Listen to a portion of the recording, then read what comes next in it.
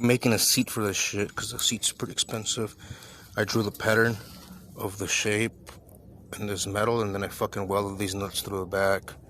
I mean the screws, so I can bolt into the original holes. Good my sewing skills are. Those bolts go through these holes, and then just fucking bolt it in. Once it's wrapped with that fucking leather from the old jacket and that foam from some seat.